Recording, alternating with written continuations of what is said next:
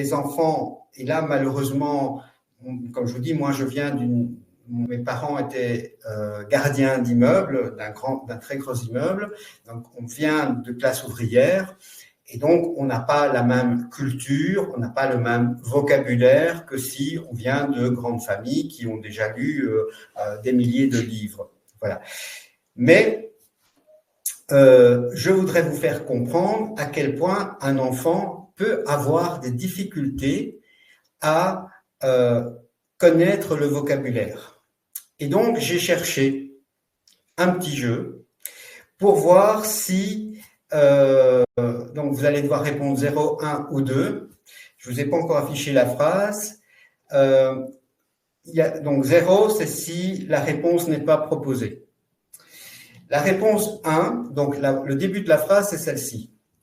Elle avait à peine fini l'université. Donc la petite souris, vous imaginez que la petite souris, elle a été à l'université. Elle avait à peine fini l'université, vous savez, il y a des cercles d'étudiants, ils font la fête, etc. Elle était heureuse. Voilà.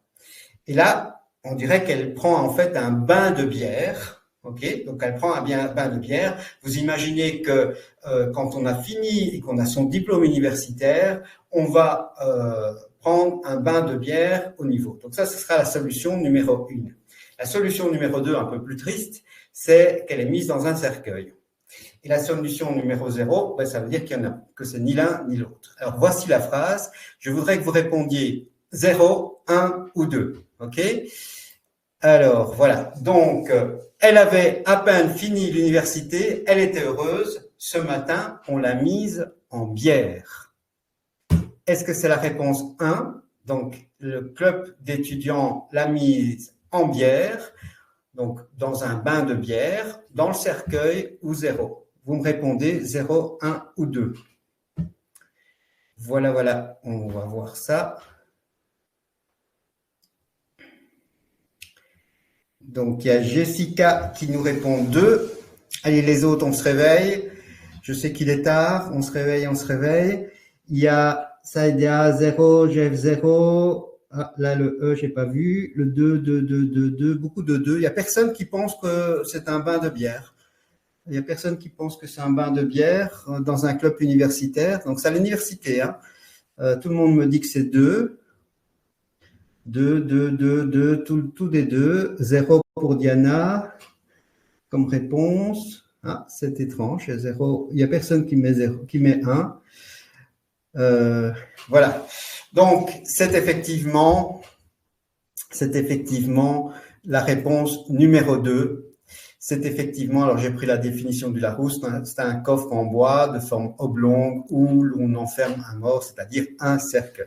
Et donc, mettre en bière, c'est quelque chose qu'on apprend, par exemple, vers 13, 14, 15 ans, on peut avoir ce type de vocabulaire.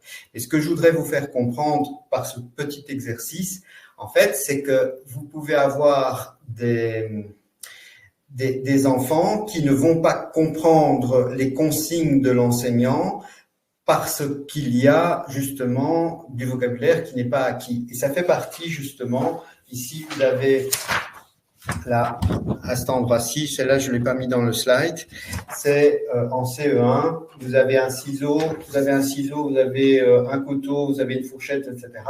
Et dans les compétences, pour ça par contre on va les voir, mais par exemple dans cet exercice, je vais vous dire un mot, entourer l'image qui va avec ce mot. Et ça dure 3 minutes comme ça, avec donc le but c'est que l'enseignant puisse analyser, et surtout le ministère puisse analyser le niveau de vocabulaire des enfants.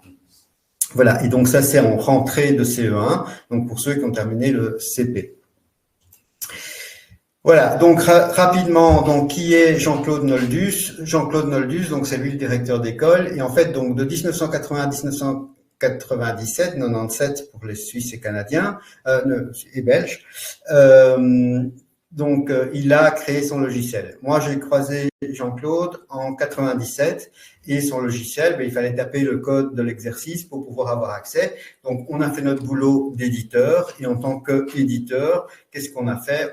On l'a rendu disponible, on a fait en sorte que ce soit beaucoup plus agréable à utiliser et on a amélioré au fil du temps le logiciel. Mais quand nous l'avons croisé, il avait déjà 17 ans, ce logiciel. Il avait déjà 17 ans.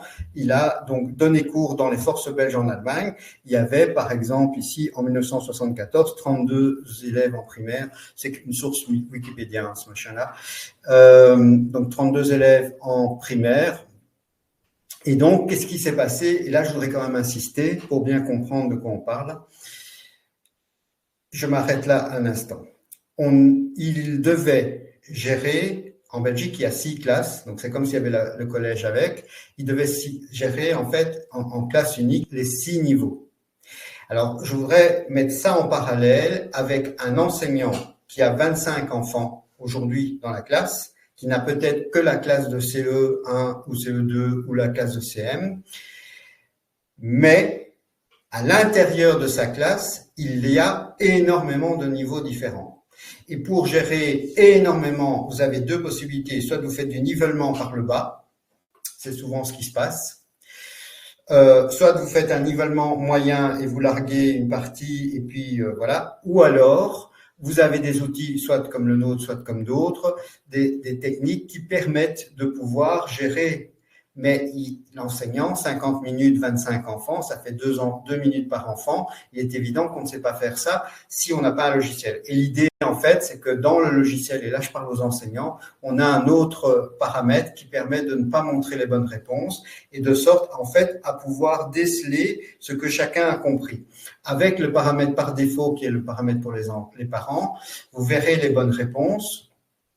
Et l'idée, c'est en fait que vous, en faisant les exercices à la maison, vous allez pouvoir détecter à tel endroit ou à tel endroit, il n'a pas compris, il ne sait pas ce que c'est une phrase emphatique, par exemple. S'il ne sait pas ce que c'est une phrase emphatique, soit vous êtes capable de pouvoir lui réexpliquer, soit, parce que le logiciel ne remplace pas l'enseignant, je ne l'ai pas encore dit, mais le logiciel ne remplace pas les enseignants, nos livres non plus, c'est pas le but, c'est pas le but, et vous, en tant que parent, c'est pas le but à ce niveau-là non plus. Par contre, c'est de faire des exercices pour que votre enfant soit à l'aise, soit heureux d'aller à l'école, il sera heureux d'aller à l'école parce qu'il réussit à l'école. Voilà, et c'est ça l'idée. Et donc, vous allez pouvoir, avec les exercices, pouvoir moduler ça et donc pouvoir faire ce qu'on appelle la pédagogie différenciée, c'est-à-dire arriver à travailler exactement le niveau de votre enfant. Voilà. Je ne vais pas rentrer dans les détails. Voilà. Et alors moi, je mets pédagogue entre guillemets puisque j'ai pas de titre de pédagogue, mais effectivement, j'ai été formateur en entreprise. Depuis l'âge de 16 ans, j'ai enseigné. S'il y a bien une chose que j'adore faire, c'est enseigner. Alors ici, je vais un peu vite parce que effectivement, on a beaucoup de choses à voir, mais j'adore effectivement l'enseignement, surtout réfléchir à comment on peut faire pour aider. La MSO, méthode syllabique orale, qui existe depuis 3 ans, c'est une marque que j'ai déposée moi-même également, qui aide les enfants, les parents, puisque vous l'avez bien vu. C'était une réflexion pour savoir comment on pouvait aider les enfants, etc. Voilà. Et la particularité, je ne l'ai pas encore dit, de la MSO, si vous prenez le mot glace, est-ce que je dis... alors ça, c'est un belgicisme, mais c'est « je mange une glace » ou « je suis sur la glace » ou est-ce que je suis sur la glace? Alors, les gens du Sud, ils vont me dire qu'ils font tout le truc du... Enfin, je ne fais pas bien l'accent du Sud, je suis belge. Donc, ils disent comme quoi glace. Voilà, ça c'est plutôt dans l'accent du Sud, mais la plupart, nous, en tant que Belges, les Parisiens et autres, disent plutôt glace. Et en fait, quand on parle rapidement, quand on lit un texte, le « e » est un « e » atténué. Un « e » atténué. Et donc, le « g » dans « étant », on ne le prononce pas et vous verrez qu'en fait, dans les livres de type MSO que moi j'ai développé comme méthode, les lettres qui ne se lisent pas sont en grisé, tout comme les lettres muettes ou atténuées, ce qui aide beaucoup plus. Donc, c'est du syllabique, mais on va au-delà du syllabique puisqu'on fait en plus de la MSO, méthode syllabique orale. C'est comme ça que moi je l'ai appelé. Voilà. Et donc, moi, j'ai connu l'enseignement, mais totalement différemment, puisque qu'est-ce que je faisais? J'enseignais dans le privé, j'étais payé excessivement cher et j'étais vendu excessivement cher. Il y a 30 ans, on me vendait, c'est pas ce que je touchais, on me vendait 650 € par jour aux entreprises pour donner des cours d'Excel, de Word, etc. Mais je peux vous assurer que à la fin de la journée, tout le monde devait m'avoir mis un petit soleil. Je devais tous être contents et devaient tous avoir appris, avoir des savoirs et développer des compétences. Il n'était pas question d'être moyen. mais, et c'est là qu'on revient sur le salaire des enseignants, si on veut de très bons enseignants, il faut très bien les payer également, mais ça c'est une autre parenthèse, mais ça va de soi aussi. Voilà, donc quand on veut des gens qui sont des gens qui sont excellents en mathématiques au lycée, ben, il faut que ces gens n'aillent pas dans le privé et qu'ils aillent à ce moment-là et qu'ils soient payés en conséquence. Sinon, vous n'avez pas. Alors, j'ai farfouillé dans votre ministère pour l'orthographe d'usage, pour préparer donc le vocabulaire orthographique de base. Voilà, donc évidemment, c'est la base, hein, c'est les fondements de l'orthographe. Alors, je vais essayer de vous expliquer ça de manière très simple. Un enfant, quand il commence à lire, donc en maternelle, il va d'abord avoir une conscience phonologique. P comme papa, ok, comme poire, ok, ça c'est la conscience phonologique. Ensuite, une fois qu'on commence en syllabique, on va aller plutôt au niveau du décryptage, ok. Et donc, quand on fait les tests de fluence, les fameux tests que vos enfants vont devoir passer d'ici une semaine ou deux, en fait, ils vont devoir lire des phrases sans faire attention à la virgule, sans faire attention au point. Et là, en fait, il va avoir deux niveaux différents. Les mots que les enfants n'auront pas lus, n'auront pas vus, qu'est-ce qui va se passer? En fait, ils vont choper dedans, c'est-à-dire qu'ils vont le décortiquer syllabe par syllabe parce qu'ils vont devoir le décrypter. Okay? Et c'est un stade tout à fait normal, tout à fait normal. Maintenant, si vous prenez le mot femme, je le reprends parce qu'il est repris justement dans vos feuilles du ministère.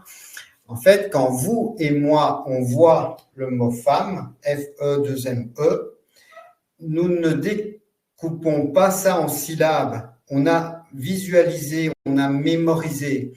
Et là, encore une fois, il y a un gouffre entre les enfants qui lisent à la maison et les enfants qui ne lisent pas.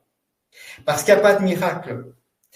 Pour pouvoir acquérir le vocabulaire orthographique de base, à la fois pour pouvoir lire et à la fois pour pouvoir écrire sans faute, il faut, pour écrire sans faute, les recopier plusieurs fois, les voir, mais il faut aussi, pour les lire, faire exactement la même chose. Il faut l'avoir vu pour avoir une mémoire. Si je vous dis, par exemple, une phrase, ça serait plutôt du CM, maman est malade, je vais à la pharmacie et vous voyez qu'il y a PH, vous voyez qu'il y a CIE à la fin, mais vous savez que c'est pharmacie, quoi.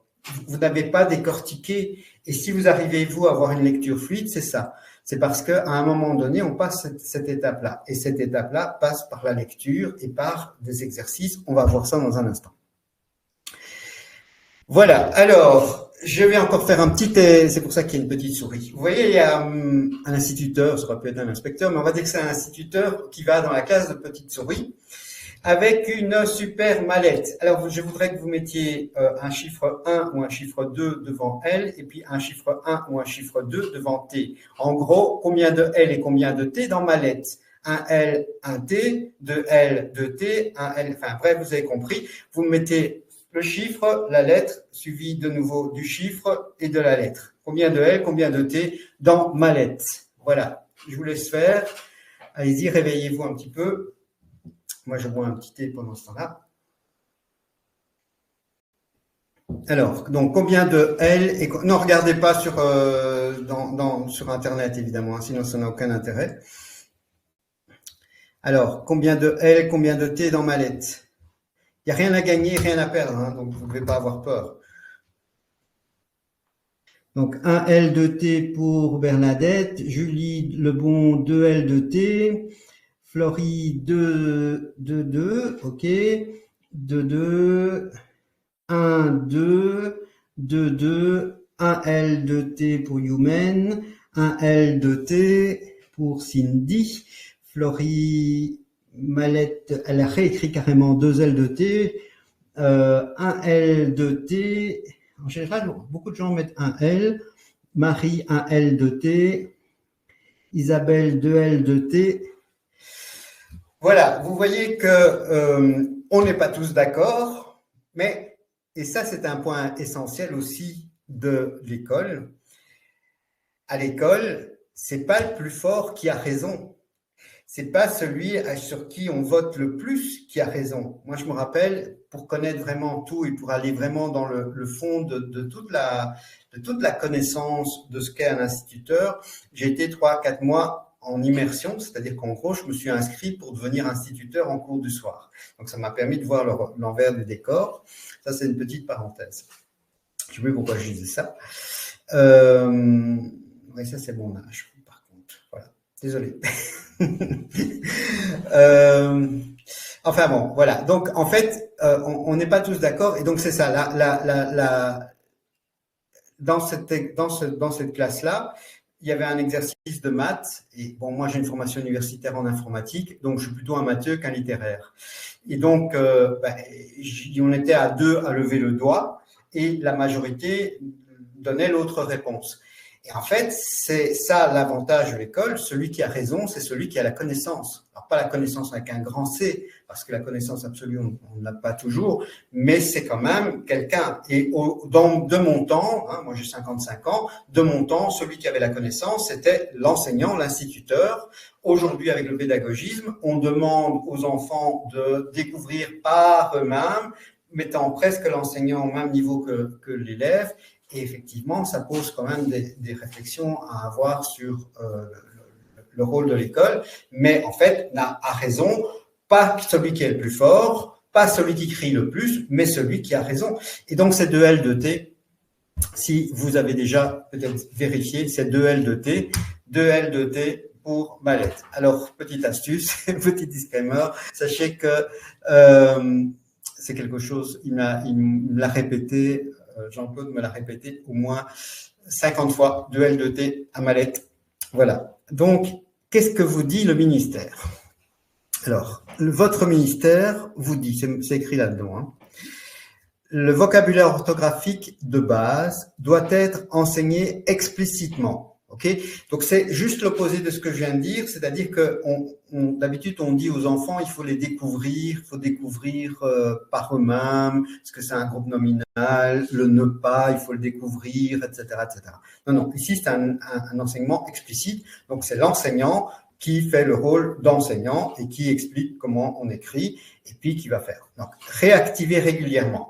Donc, ça veut dire qu'il ne suffit pas simplement d'avoir vu une fois et d'avoir travaillé les 20 premiers mots d'une liste, et puis la semaine suivante, les 20 suivants, et puis la fois suivante, les 20 suivants. Non, il faut réactiver en permanence. Il faut intégrer ça dans des dictées, il faut intégrer ça aux écrits courts et intégrer ça aux lectures. On revient de nouveau sur les fameuses lectures où l'enfant doit lire, il n'y a pas le choix, il faut lire. Donc, le vocabulaire orthographique de base, vous voyez que c'est très compliqué, même pour nous. Connaître l'orthographe des mots, surtout s'ils ne sont pas courants, c'est excessivement compliqué. Et donc, pour ça, le ministère, c'est sur un autre slide, va vous dire comme quoi il faut le faire au moins une fois par semaine. Alors, quand même quelques chiffres, 50% des élèves de CE1 maîtrisent moins de 40% des mots de VOB. 50% des élèves de CE1, ok? Donc, ils viennent d'avoir fini d'apprendre à lire, ils viennent de passer en CE1, ils ont fait leur CE1 et donc ils maîtrisent moins de 40%, ok? Et en CP, seuls 25%, donc un quart des élèves, un quart, hein, donc ça veut dire qu'il y a 3/4 où c'est pas le cas, hein, 3/4 où c'est pas le cas. Vous imaginez Céline Dion qui chante dans le stade, là, le grand stade de France. Et vous imaginez 3/4 de ce grand stade qui ne connaît pas la moitié des mots. Voilà, donc ça serait si c'est tous des élèves de CP. Vous imaginez le monde que ça fait, hein, 3/4, c'est gigantesque. Donc c'est ça la réalité des faits, et donc c'est pour ça qu'effectivement on est là ce soir, c'est pour voir des solutions pour travailler beaucoup plus ce genre de choses. Donc qu'est-ce que votre ministère dit? Il faut travailler chaque semaine des petits groupes de mots de VOB. Il faut avoir une mémorisation active sous forme de dictée flash, jeu de mots, etc. Et mettre les liens de vocabulaire orthographique de base avec la production d'écrits et évaluer régulièrement le VOB avec des bilans de consolidation, etc. Ils aiment bien les grands termes. Consolidation, ça veut dire qu'on veut tout rassembler, quoi. Voilà. Et avoir une vue très claire de ce qui est déjà acquis, ce qui n'est pas. Travailler chaque semaine. Travailler chaque semaine. Donc, ça veut dire qu'on va acquérir les 500 mots idéalement, il y en a 500 à peu près. Hein. CP, c'est à peu près 500. Il faudra acquérir les 500 mots, savoir écrire. Donc, vous imaginez les petits bouts, hein, ils ont fait maternelle. Ceux qui ont des parents, des enfants à cet âge-là, vous voyez ce que c'est.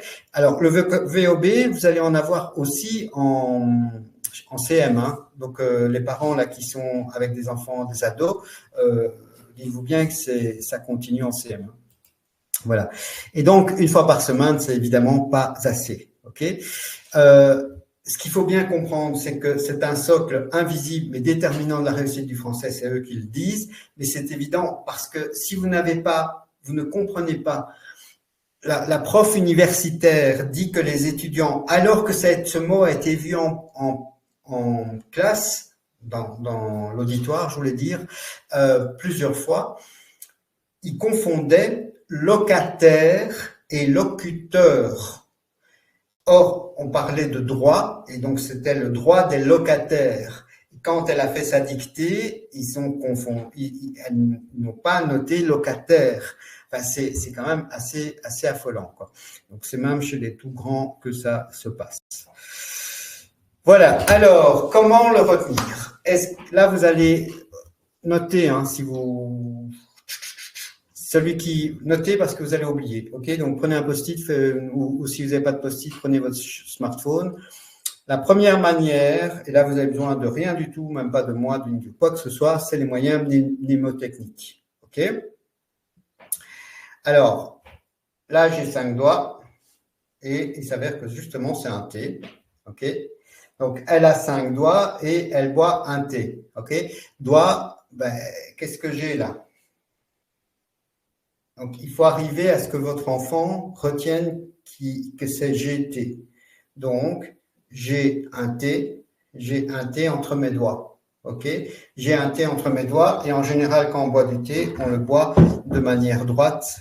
Donc, GT pour le doigt. Ok, j'ai un T entre mes doigts. GT et un H. Dans les moyens mnémotechniques, nourrir, on se nourrit 2 fois. Mourir, on meurt qu'une fois. Arriver, voilà, on est crevé, quoi. Donc voilà. Et diarrhée, ça c'est un truc que j'avais entendu. Les 2 R, c'est un R par fesse et un H pour se tenir bien droit. Ok, comme ça vous retiendrez toujours le mot diarrhée. Un R par fesse et on se tient bien droit. Voilà. Donc les moyens mnémotechniques, ça c'est une manière de retenir l'orthographe pour certains mots. Donc, vous pouvez aider votre enfant en créant des petites images, des petites histoires pour le faire. Moi, ma maman m'aidait pour apprendre le néerlandais parce que nous, en tant que francophones, on n'aime vraiment pas cette langue. Très peu d'enfants, en tout cas francophones, aiment cette langue. Et on était obligé d'apprendre le néerlandais en Belgique. Et donc, c'était un véritable calvaire. Donc, elle m'inventait plein d'histoires pour essayer que je retienne ce vocabulaire. Voilà, voilà. Donc donc Séverine me dit est-ce que vous pouvez réexpliquer ce qu'il faut faire? Donc j'imagine que c'est pour le moyen mnémotechnique. En fait, l'idée c'est ici, qu'est-ce que je vous ai fait avec le doigt? C'est que j'ai inventé, donc je sais que j'ai un G et un T, ok? Alors moi T, ça me fait penser à un T. Voilà, si vous buvez jamais de thé, ça va peut-être pas vous faire penser à un T. Et donc, j'ai un T. Donc, je dois imaginer une petite histoire, je dois imaginer quelque chose qui va faire que l'enfant, quand il doit écrire doigt, ok, qu'est-ce que j'ai entre mes doigts? J'ai un T, GT, ok? Et alors, pour nourrir, on se nourrit combien de fois? On se nourrit beaucoup de fois. Donc, il y a 2 R. Et on meurt combien de fois? On meurt qu'une fois, donc il n'y a qu'un R. Voilà. Et donc, vous devez inventer, imaginer des petites histoires comme ça. Voilà. Je répondrai aux questions à la fin parce que le premier jour, je sais que donc, vous faites partie des parents qui est la crème de la crème. Hein. Vous pouvez franchement vous applaudir. Vous êtes la crème de la crème qui prenait du temps, qui coupait Netflix pour suivre des formations comme ça. Vraiment, je peux vous le dire, vous êtes la crème de la crème. Mais parmi la crème de la crème, il y aura ceux qui vont tenir jusqu'au 5e jour et ceux-là seront encore moins nombreux. C'est pour ça que le premier jour, j'ai quand même voulu vous mettre un maximum de choses. Alors, on a compris que le ministère nous demande normalement une seule fois par semaine de faire des exercices. Et moi, ce que je vous dis, c'est que vous allez pouvoir en faire. Alors, soit vous le faites sur papier et vous n'avez pas besoin de notre logiciel, soit vous le faites avec le logiciel parce que ce sera plus marrant pour l'enfant. Et là, en niveau 1, donc vous voyez, le premier chiffre, c'est le niveau 1. Donc, c'est 149, c'est le 1. Chaque exercice, c'est 100 questions. 100 mots, pardon. C'est 100 mots. 1, 2, 3, 4, 5, 6, 7. Donc, ici, j'ai 700 mots. Comment ça va se passer? En fait, le mot va s'afficher et l'enfant va devoir le recopier. Et donc, moi, je vous dis ceci, c'est que c'est pas chaque semaine qu'il faut faire quelques, donc là, j'ai marqué chaque semaine vers 20, 30 mots, chaque jour. Donc, chaque jour, je vous ai dit, il faut mettre un rituel. Pour taper les 20 ou 30 mots, ça va prendre à votre enfant 5 à 10 minutes. Mais le fait de faire et d'essayer, et parfois, ça sera le même mot qui va revenir, et à un moment donné, il va savoir comment on écrit important, comment on écrit bonjour, comment on écrit papa, comment on écrit, etc., etc. Et donc, petit à petit, il va intégrer le vocabulaire orthographique de base. Voilà. Alors, il y a 700 mots. 700 mots. OK, 700 mots. Et donc, ici, moi, je peux dire ceci, c'est que ça, ce qu'on est en train de vivre, c'est un défi, c'est un challenge, où moi, je dois vous prouver qu'effectivement, on relève le défi et vous relevez le défi d'être là pendant les 5 jours. Et en fait, là, je peux dire qu'effectivement, je vais vous montrer la vidéo, c'est un défi qui est réellement relevé.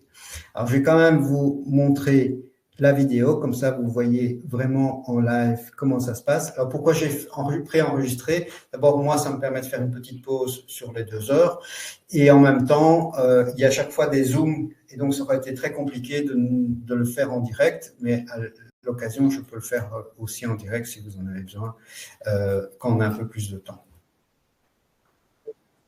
Donc, nous allons faire le vocabulaire orthographique de base. Pour l'instant, j'ai mis un paramètre d'effacement le plus lent possible.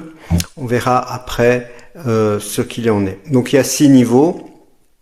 Je vais ici dans le niveau 1, je vais dans orthographe et je vais dans vocabulaire orthographique de base. Je prends VOB 00. Voilà, donc le mot s'affiche et je dois le recopier. Vous voyez qu'en fait, l'effacement se fait à un rythme excessivement bas, ce qui veut dire que l'enfant peut, s'il commence assez rapidement, recopier tout en ayant le mot correct sous les yeux. Donc, une auto. Chasser, le bureau, le café, beaucoup, et j'arrive à mon 10e mot. Et après mon 10e mot, voilà, il me félicite parce que j'ai fait un sans faute. Et donc pour l'enfant, évidemment, l'objectif c'est de collectionner le maximum de 100%. Voilà, donc Magali dans la classe maison le 3 août 2025 à 100%. Je vais vous montrer que si je reprends le même exercice,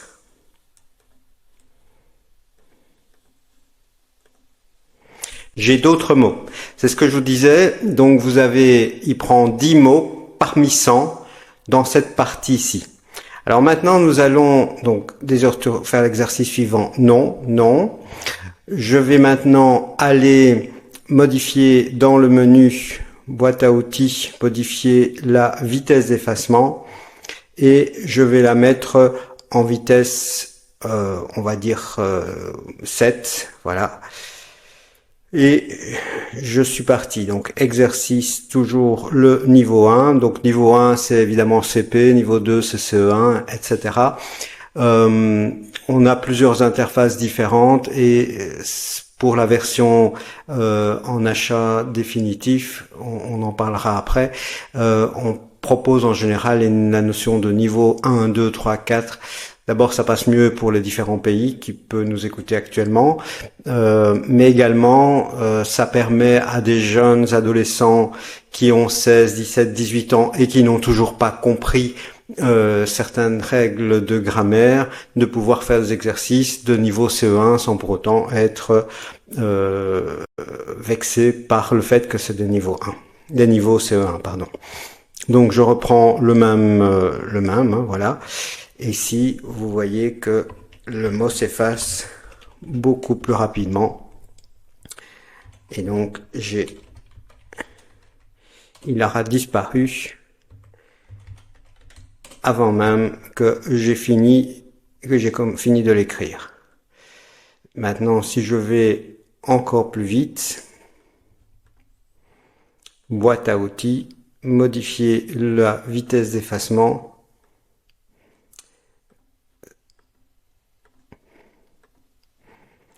En niveau 1, orthographe, vocabulaire orthographique de base. Voilà, la cave, j'ai à peine eu le temps de le voir. Arrivée, 2 R. La balle, 2 L. Le cinéma avec un C. Connaître. Bien. Un arbre. Bonjour. Je vais faire une faute. Chemise. Donc je ne vais pas mettre l'article. Blanc. Je ne vais pas mettre le C. Voilà. Donc j'ai 80%. Qu'est-ce qui s'est passé? Voilà. Ici, il a fait une correction. C'était effectivement la chemise. Et j'avais tapé chemise. Blanc. Et j'ai tapé blanc. Voilà, donc ici, Magali de la classe maison, le 3 août à 80% sur cet exercice-ci. Voilà, maintenant donc je vais cette fois-ci dans phonèmes. Et dans les phonèmes, en fait, vous avez des exercices plus simples où il faut simplement taper R-E, A, R-O, R, etc. Et surtout, dans les phonèmes, vous allez travailler également toutes les confusions, et ça, c'est typiquement pour les orthophonistes. Bru, pru. Alors ici, vous voyez que ça s'efface très rapidement, donc je vais aller je vais aller changer la vitesse. Je vais dans Menu, je vais dans Boîte à outils, définir la vitesse d'effacement, je vais la mettre en vitesse moyenne 5. Voilà, donc dans phonème, il y a 1930 questions, donc 193 exercices de 10 questions. Alors vous voyez qu'il y a lis puis recopie. Donc si je prends un exercice de type lis puis recopie, c'est exactement ce qu'on vient de faire à l'instant. Si maintenant je vais dans d'autres types d'exercices, choisis entre ou wa. Donc, choisis entre ou wa, pardon. Donc, c'est un kangourou ou un kangourois. Donc, ici, je vais taper un kangourou. Du poison ou du pouson. Une boîche ou une bouche. Elle broute ou elle broite.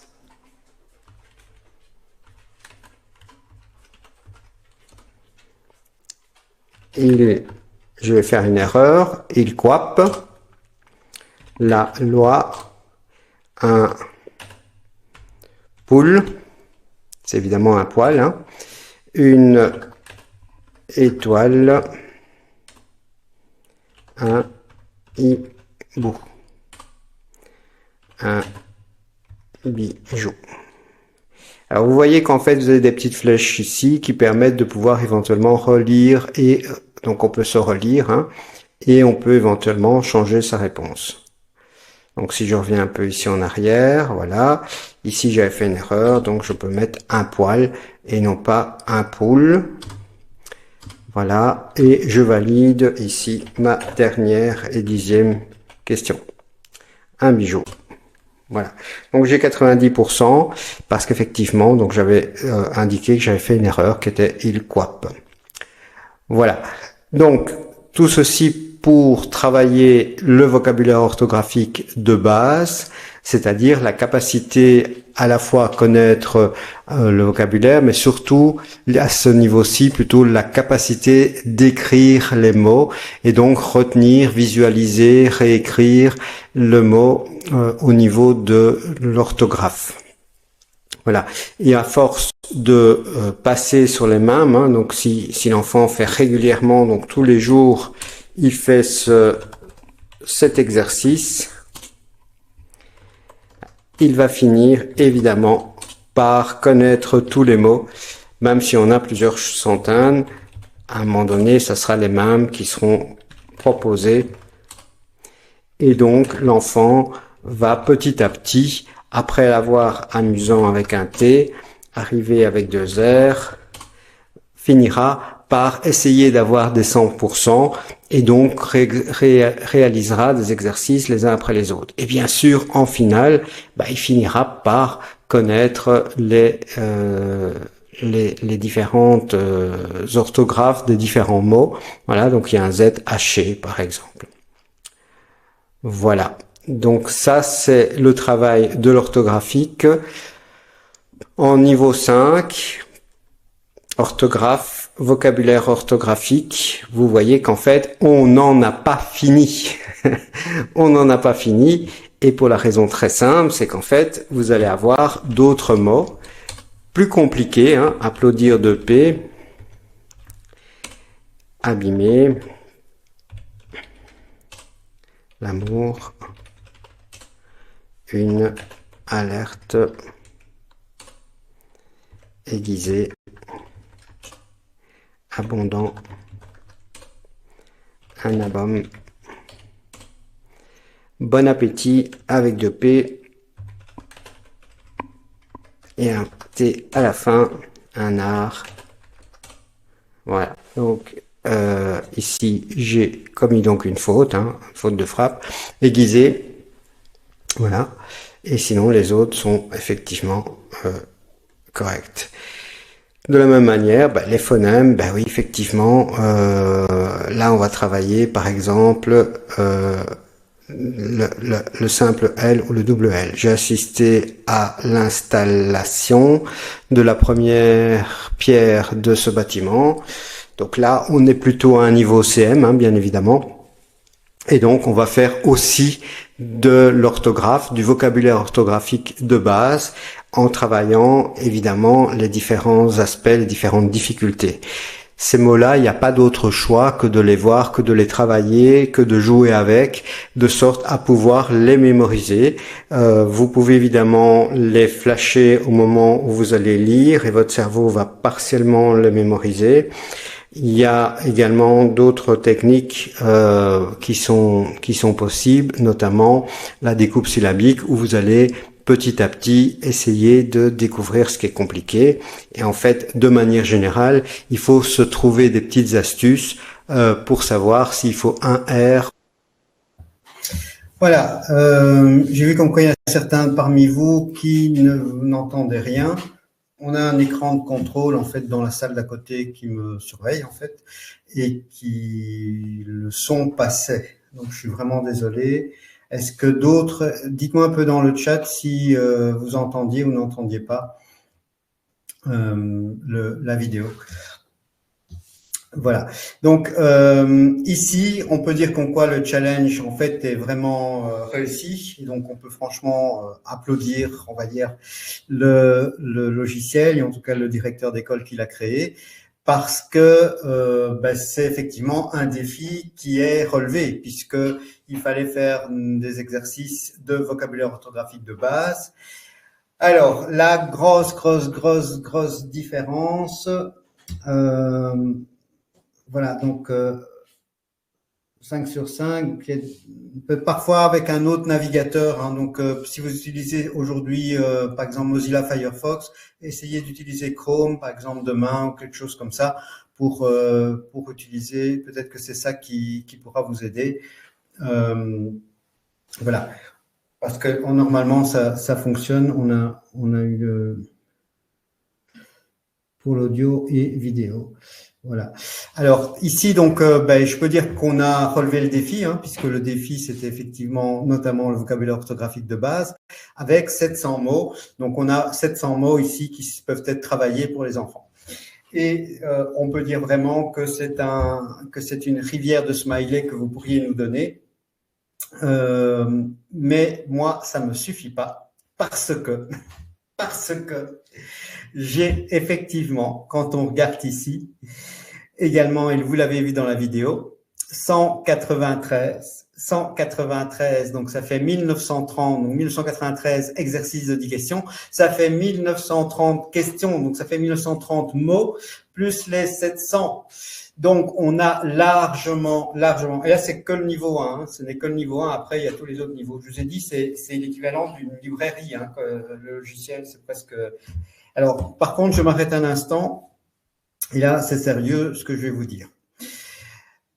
La prof universitaire que vous avez pu voir a écrit un livre et elle se bat bec et ongles contre les photocopies, mais aussi contre les manuels, dans lequel on ne fait que remplir S, ou que l'on ne fait que entourer, ou qu'on fait que mettre des flèches, etc.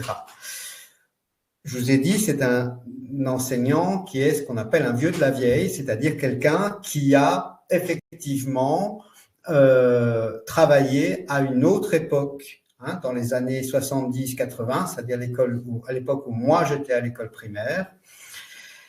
Et à cette époque-là, on recopiait du tableau la consigne, les exercices, on faisait les exercices et on les corrigeait sur papier. On n'avait pas les manuels scolaires et c'était même l'époque des stencils pour ceux qui s'en souviennent. C'est fondamental. Quand on veut apprendre à l'orthographe, il faut aussi recopier, il faut aussi écrire. Donc ça, c'est vraiment fondamental, ok? Donc c'est vraiment fondamental de pouvoir recopier. Et vous voyez qu'effectivement, on a travaillé le vocabulaire orthographique de base, mais on l'a traité de manière valable. C'est-à-dire qu'on n'a pas simplement demandé à l'enfant de remplir un L ou deux L, ok? On a demandé à l'enfant de recopier. Et les exercices que vous avez pu voir, où c'est simplement RE, BRA, B, etc., évidemment, on est plutôt à ce moment-là en mois de novembre, octobre-novembre, en CP, donc au moment où ils apprennent à lire, et c'est fondamental de faire des BRE, des PRE et des choses comme ça. Et d'ailleurs, dans les conclusions, je n'ai pas où je l'ai mis là, ici, on va le voir dans les slides, au niveau du ministère, vous avez effectivement ces confusions. Voilà, la vidéo, on l'a vue.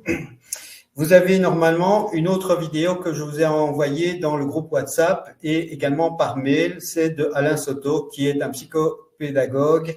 Et voilà, il a fait plein de choses. Qu'est-ce qu'il nous dit? Il dit qu'en fait, quand on recopie du tableau, l'enfant ne doit pas bêtement recopier, il doit en fait recopier syllabe par syllabe, ok? Recopier syllabe par syllabe. Et donc, qu'est-ce que nous, on a fait? Bon, là, je n'avais pas vu la vidéo avant, mais on va dire que c'est une réflexion que moi, j'ai eue avec d'autres personnes aussi. C'est évident que qu'il faut travailler comme ça. Enfin, pour moi, ça coule de source, même si les enseignants ne le font pas toujours. Il faut effectivement décomposer pour pouvoir ne pas faire de fautes et pas pouvoir tout recopier. Donc, nous avons ici Allez, je vous mets la vidéo, comme ça, ce sera plus sympa. Si je l'ai, je ne sais pas si je l'ai. Non, je ne l'ai pas.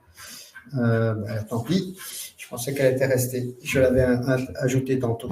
Donc, c'est un livre dans lequel, en fait, on va découper en syllabes.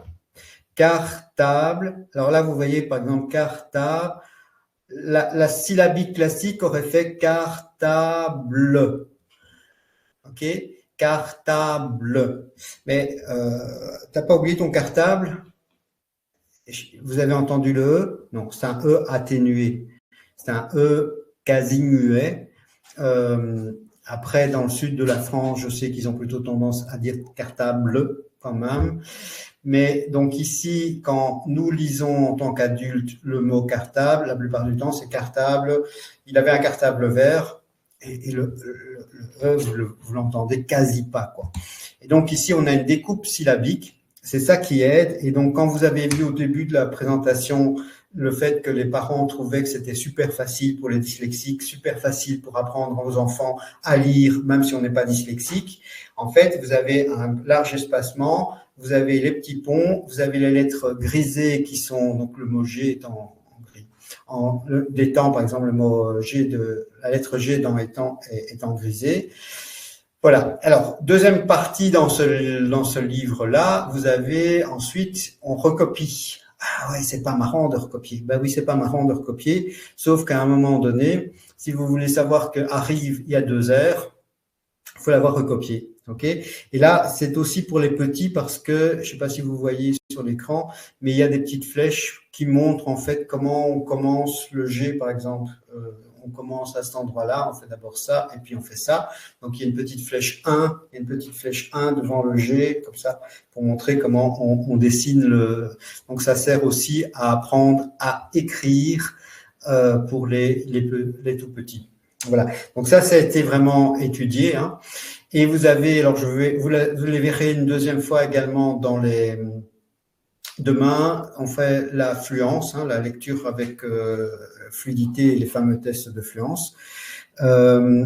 Mais ici, en fait, ce que je voulais vous montrer, c'est qu'on fait de la découpe syllabique et on regroupe par son.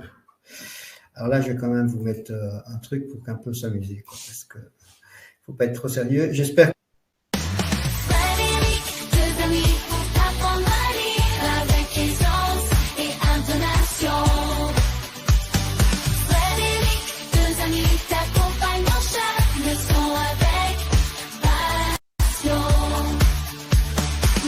Tu décryptes avec les sons en couleur, chaque syllabe découpée, les mots phonétiques en douceur.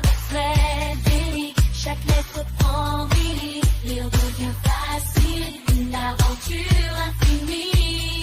Frédéric, 2 amis pour t'apprendre à lire avec aisance et intonation. Frédéric, 2 amis t'accompagnent dans chaque leçon avec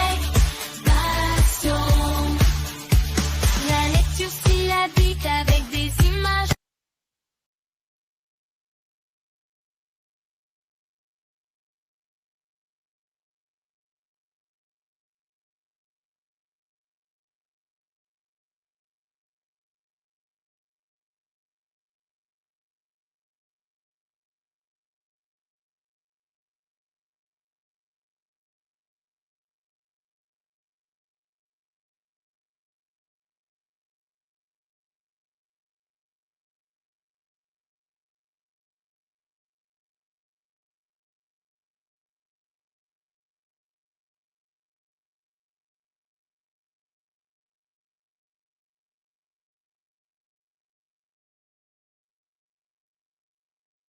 Ok.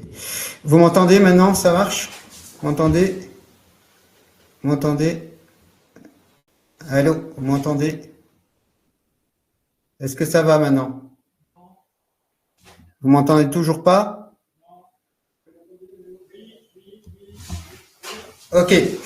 Voilà, désolé. En fait, c'est quand le micro devient rouge. Quand le micro devient rouge, ça déconne. Et est-ce que vous aviez entendu la musique? Mettez un peu musique oui ou musique non. Pour voir si vous avez entendu la musique. Mettez un peu musique oui ou musique non.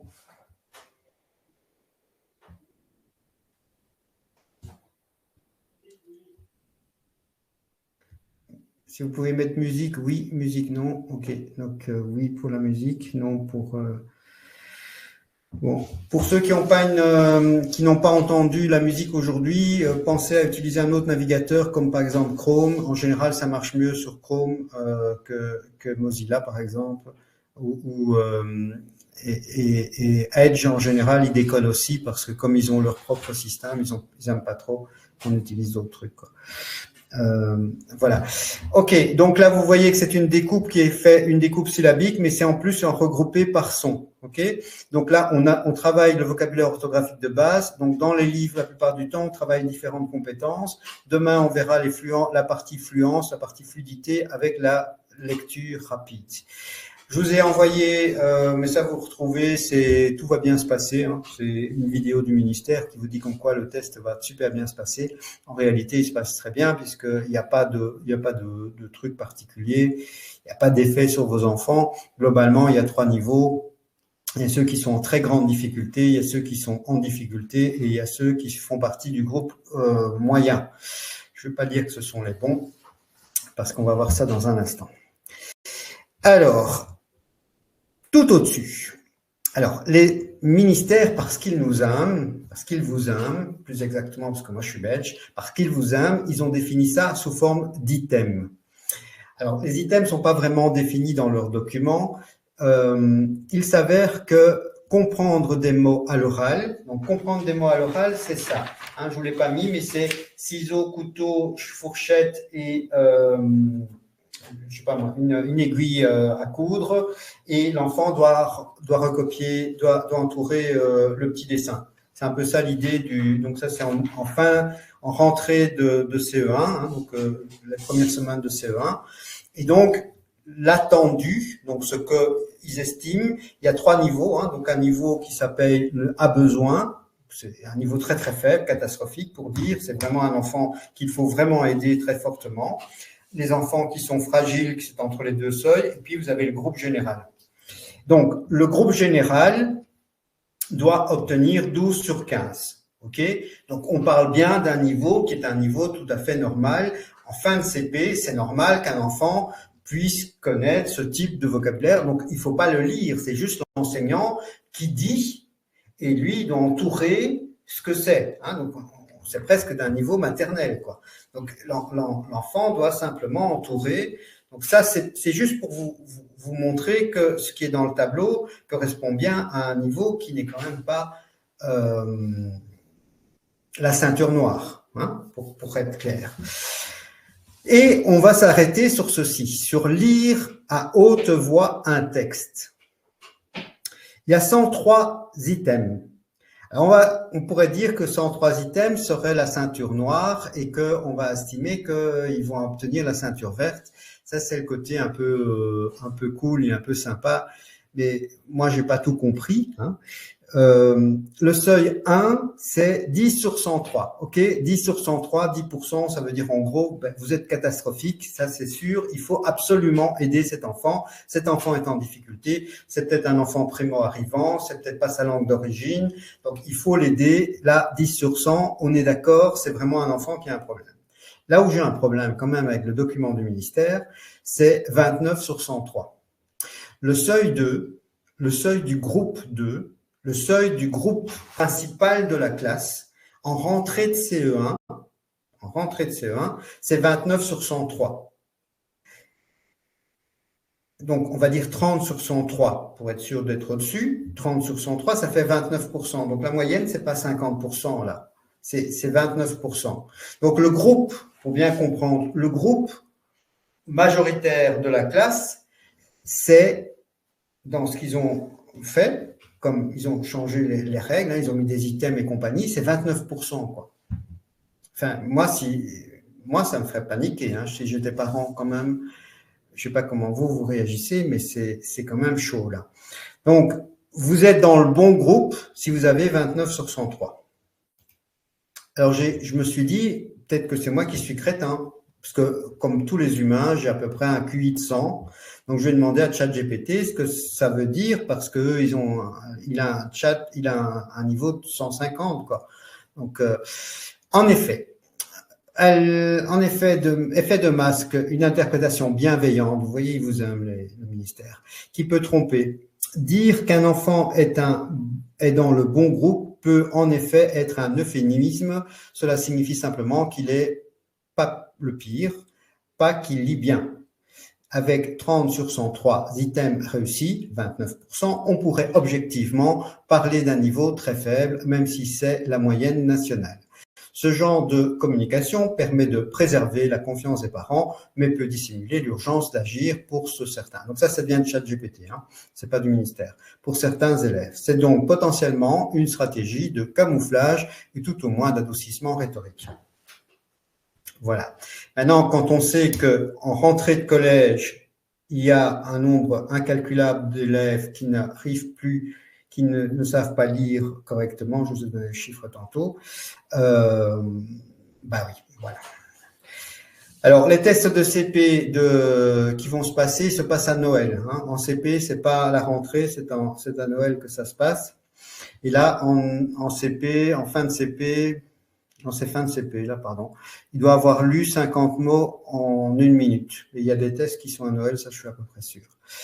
Et voilà, je ne vais pas m'attarder sur le CP, mais je vais quand même regarder ce qu'il y a dedans. Et dans les choses qui sont dedans, il y a notamment, comme je vous disais, par exemple, des mots compliqués comme le mot femme, le mot pays. OK ? Mais également les lettres proches de type B, D, P, Q. C'est pour ça qu'on a, par exemple, ce type d'ouvrage qui traite les B, D, les C, L, G, L et tous ces machins-là. N'allez surtout pas les ouvrir. C'est nous qui générons Amazon, mais n'allez surtout pas les acheter à Amazon. Vous verrez que le 5e jour et après, pendant 3-4 jours, on ouvre une offre qui est vraiment une offre de dingue, où là-dedans, il y aura certains livres qui seront même donnés et compagnie. Donc, mais ça, je peux pas en parler maintenant.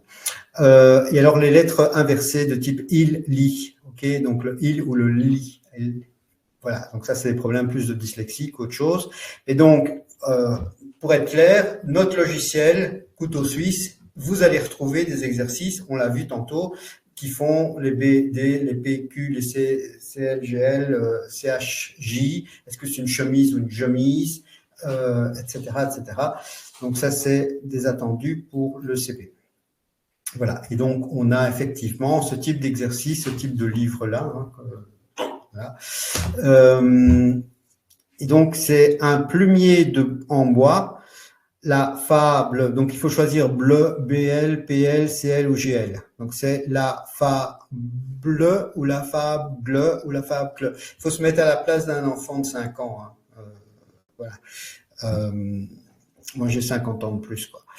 La fable du corbeau et du renard avec les petits ponts syllabiques. Et puis, une fois qu'on a revu tout ça, on revoit les mots pour que les mots soient fixés avec la bonne orthographe.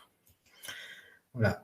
Et là, même chose, un jeune jongleur ou jongleur ou jongleur ou jongleur. Il a, voilà, une blouse blanche du docteur. Voilà, c'est typiquement des problèmes de type d'orthophonie. Ça, c'est quand on est en CE1, CE2 et qu'on a encore ce type de problème.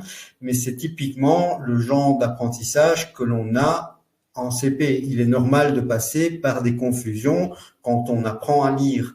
Quand on apprend à lire, on a ce travail qui doit être fait parce que les enfants peuvent confondre, donc c'est un stade tout à fait normal à un moment donné. Voilà. Et donc, ça fait partie des tests du ministère. Alors, les secrets pour donc la fluence, on va vraiment le faire demain hein, en profondeur.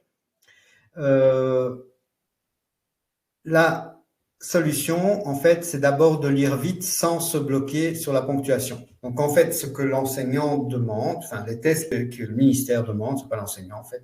Le test que le ministère demande, c'est juste pour les statistiques, hein, parce que l'enseignant, il va évaluer votre enfant tous les jours et à chaque heure.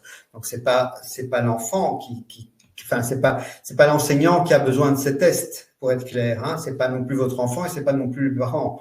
C'est juste le ministère pour des statistiques. Parce que, en réalité, ce qu'il va vous demander, c'est de lire, il faut s'accrocher, hein, c'est de lire sans s'arrêter et le plus vite possible. Et là, dans le plus vite possible, je vais répéter, parce que j'adore être enseignant, je vais répéter ce que j'ai dit tantôt. Au départ, un enfant commence par décrypter. OK? Auto. OK? Femme. OK? Et encore femme, c'est compliqué, mais globalement, on va d'abord décrypter. Et on décrypte comment? On décrypte en syllabique. Tout le monde décrypte en syllabique. C'est pour ça qu'on a, nous, la MSO, avec la syllabique. Une fois que, et donc, si un enfant doit lire en décryptant, il va lire excessivement lentement. Je ne parle pas de compréhension, là. La compréhension, on fait au 3e jour parce que, en fait, vous pouvez avoir des enfants qui lisent très, très rapidement et qui ne comprennent pas un mot. OK? Ils ont tout lu super rapidement. On a l'impression que ce sont des as de la lecture et ils n'ont rien mis en place dans leur système mental au niveau de la compréhension de sens. Donc, c'est vraiment un problème qu'on va traiter le 3e jour parce que c'est vraiment tout à fait à part. Donc, ici, on parle de fluence, c'est-à-dire de fluidité. Donc, on a des enfants qui vont devoir décrypter et puis il y a ceux qui auront lu souvent, qui auront fait des exercices de type vocabulaire orthographique de base, qui auront vu les mots plein de fois. Et quand ils verront le mot femme, ils ne vont plus le décrypter. Je reprends toujours femme parce que c'est dans le truc du ministère. Au pays, ils vont plus devoir le décrypter. Ils savent directement que ça s'écrit comme ça. Donc ça, c'est vraiment quelque chose d'important. Et donc, qu'est-ce que l'enseignant va voir? C'est est-ce qu'il lit vite? Est-ce qu'il lit? Donc, c'est le nombre de mots que vous faites en 1 minute. Et en même temps, c'est l'exactitude, c'est-à-dire le fait de ne pas choper sur le mot, quoi. OK? Alors, comment est-ce qu'on devient fluide? Eh bien, on découpe en syllabes au début. On lit et on relit. Voilà, on écrit. Hein, quand nous, on fait des livres avec, on demande à l'enfant de réécrire plusieurs fois, 8 fois le même mot, bah ouais, c'est pour qu'à un moment donné, il ait photographié l'orthographe, quoi. C'est pas pour rien. Les exercices qu'on a vus dans la vidéo, c'est la même chose. Les voir dans des phrases avec du sens. Donc là, l'histoire de la pharmacie, j'ai été vous chercher des médicaments pour maman. C'est évidemment dans la pharmacie. Et donc, j'acquiers le vocabulaire, donc la compréhension du mot. Mais ça n'est pas de la fluence. La répétition crée une mémoire orthographique. Donc, c'est bien 2 stades différents dans l'apprentissage. Hein. Okay? Donc, c'est parce que l'on lit qu'on sort du syllabique, et c'est pas parce qu'il y a encore des petits ponts qu'on va utiliser les petits ponts. Quand moi je lis mes livres avec, enfin sauf quand je dois corriger évidemment mes ponts, quand je relis simplement pour lire le texte, je ne fais pas attention à mes petits ponts. Donc les petits ponts ne freinent pas la lecture. Par contre, quelqu'un qui n'a pas encore passé ce stade-là va utiliser les petits ponts pour faire la découpe syllabique. Donc ça, c'est un premier stade. Et le deuxième stade, c'est j'ai photographié. Donc notez-le, hein, c'est vraiment 2 stades importants pour bien comprendre où votre enfant en est. Hein. Si vous devez vous analyser le niveau de lecture de votre enfant, si vous avez des enfants en CP, CE1, ce que je viens de dire est super important. Hein.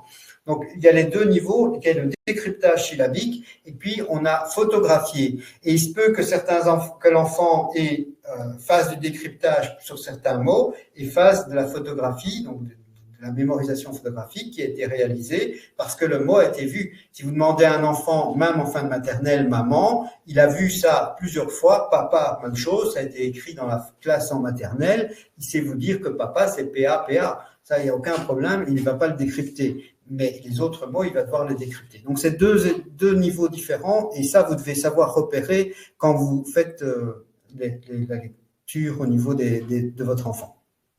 Voilà. Voilà, ça c'est exactement ce que j'ai dit. La seule chose que je vais rajouter là-dedans, c'est simplement que c'est seulement quand on se libère de tout ça, hein, donc de ce décryptage, qu'on va pouvoir mettre un sens. Et donc, le sens, on va vraiment l'apporter, je vous le dis, au 3e jour. parce que il va vraiment falloir fuir les livres qui n'analysent pas la compréhension. Donc, vous avez peut-être des livres à la maison où l'enfant lit très rapidement et il est possible, s'il n'y a pas de questions dedans, qu'en fait, il n'a rien compris, quoi. Voilà. Et alors là-dedans, il y a les compréhensions explicites, implicites, on verra tout ça le troisième jour. Voilà. Alors, il y a des mots fréquents comme œil, femme, éléphant, qui deviennent des images. Donc, c'est pas fréquent pour les CP, CE1, hein, ça. Voilà. Alors, la clé, c'est répéter et rencontrer les mots. Donc, répéter, il n'y a pas le choix. Il faut lire, il faut lire, il faut lire, il faut lire. Voilà, je peux pas dire autrement. Et c'est moi qui n'aimais pas lire qui vous le dis aujourd'hui. Hein. Donc, c'est parce que vraiment. Alors, ces histoires de tests de fluence, c'est juste pour vous. Je vous ai mis tout le bazar là. C'est simplement pour vous dire clairement que ça, c'est pas sorti d'un chapeau d'un inspecteur maintenant ou d'un illuminé quelque part dans un ministère. C'est quelque chose qui permettait de pouvoir définir quel était le niveau de compréhension. En fait, c'est les deux choses que je vous ai expliquées, hein, donc les deux types de lecture, le décryptage ou la mémoire photographique. Et donc, ils ont fait des travaux dans les années 70, donc c'est vraiment quelque chose de très ancien. Voilà, on arrive ici au fameux test du ministère. Donc, un élève qui rentre, donc en fin de CM1, il doit avoir 110 mots en 1 minute.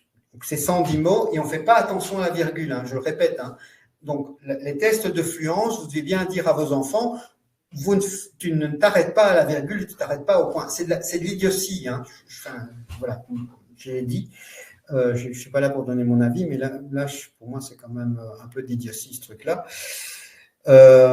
Et donc, nous, on a préparé des livres là-dedans, mais on fait en fait de l'anti-fluence à la fin de nos livres. Voilà, vous avez une vidéo, je vous l'avais envoyée par mail, qui explique, mais si vous tapez test fluence dans votre YouTube, vous allez tomber sur la vidéo du ministère qui montre un enseignant qui est en train de faire passer à des 6e et des 4e, donc en collège, des tests de fluence. Voilà. Donc, nous, on a travaillé de la manière suivante.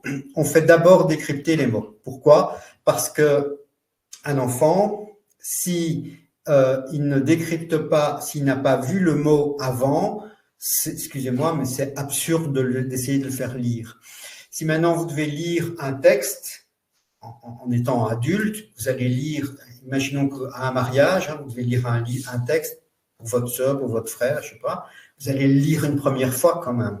Vous allez quand même, voilà. Donc ici, l'idée, c'est que on va isoler pour l'enfant sous forme de petits ponts syllabiques, les difficultés. Ensoleillé, un enfant qui n'a pas vu ensoleillé. Alors là, on est en fluence 4, ça veut dire que c'est un livre qui a 700 mots. Hein, donc on est quand même de quelque chose assez gros. Voilà, je l'ai ici, il est ici. C'est quand même un livre assez conséquent. Ils ont toujours des tailles 16. Pourquoi? Parce que ils sont tous accessibles dyslexiques. Ils ont 2 espaces entre chaque mot. Si vous regardez, nos livres sont très faciles à lire parce que il y a 2 espaces entre chaque mot. Et il y a une justification gauche et pas une justification gauche-droite. Alors, dans ces trucs-là, vous avez aussi le vocabulaire, c'est-à-dire que on part du principe que pour comprendre un texte, donc la fluence, c'est pas la compréhension, on est d'accord, mais là, dans ces livres de fluence, on va plus loin et on veut arriver à ce que l'enfant comprenne aussi le texte. Et pour comprendre le texte, il y a d'abord le vocabulaire. Et donc, comestible, on l'a défini comme étant non pas comme du Larousse, comme du Robert, mais plutôt comme un enseignant expliquerait ce qu'est le mot comestible. Voilà. Puis, vous avez un petit tableau. Alors, le petit tableau, pour ceux qui le commandent, soit sur Amazon ou n'importe, n'écrivez pas dans le livre. Faites, donc, je dis, nous, à la fin de cette présentation, on vous fera un super cadeau, machin, etc. Mais ça, en fait, il faut pas écrire dedans. Pourquoi? Parce que ça se revend un livre. Hein. Vous savez en retirer au moins 40% en les revendant sur Amazon. Et à la fin de ces livres, il y a la partie petit bonhomme qui permet de donner de l'intonation. Donc, par exemple, Kevin, qui est, je pense, le père. Allez les enfants, attrapez vos épuisettes et vos seaux. C'est parti pour une belle pêche. Oui, papa, je veux trouver le plus gros coquillage. Et moi, je veux attraper les plus gros crabes. Voilà. L'idée, c'est de faire un peu un show, un théâtre, et vous pourriez très bien le faire en famille. Si vous avez plusieurs enfants, ben, ils font les personnages, et sinon, ben, papa, maman s'y collent et chacun échange les rôles de sorte à ce que le texte soit lu. Et l'idée, c'est de mettre une intonation. Ce n'est plus de l'affluence, mais c'est de la lecture comme on devrait apprendre à lire aux enfants.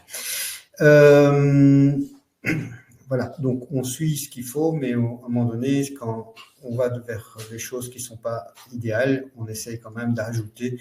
Et on a mis des smileys. Pourquoi on a choisi, nous, en tant que maison d'édition, des smileys? Ben, c'est parce que c'est des enfants d'aujourd'hui. Voilà, ici, au niveau de ces tests, on a également la conjugaison et la grammaire. Je regarde l'heure. Voilà. Alors, un cadeau de Monsieur Gentil, mon professeur de français. Jusqu'à présent, ça n'a jamais été contredit. Et là, vous prenez une feuille de papier et vous allez écrire 3 mots. Vous allez écrire sexer, S-E-X, et puis A-I. S-E-X-A-I. Puis vous allez écrire en dessous S-A-X-E. Et puis vous allez écrire C-A-D-E-T, cadet. OK? Sexer, sax, cadet. À tous les temps, tous les verbes se terminent toujours, première, deuxième, troisième personne du singulier, par une de ces lettres. Donc, si votre enfant, et ça vous le donnez à votre enfant, hein, ce machin-là, parce que vraiment ça va l'aider, au moins ça lui évitera de faire une faute. S'il termine sa conjugaison par quelque chose qui n'est pas S-E-X et puis A-I ensemble, ou bien sax, ou bien cadet, vous allez dire, oui, mais à la deuxième personne du singulier, c'est difficile de trouver des verbes qui se terminent par E. Ah oui, parce que manger, tu manges, normalement c'est ES. Sauf que, dans quel cas on met E? Mettez-le un peu dans le chat. Dans quel cas on met E avec le verbe ER, manger? Allez, on se réveille.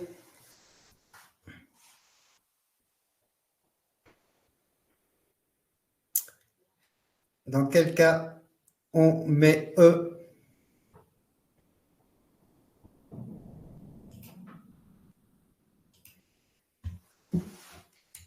Non. À la deuxième personne singulier, excusez-moi. À la deuxième personne du singulier. Donc je dis dans ce que je viens de dire, oui, exactement, Jeff. Impératif, mange.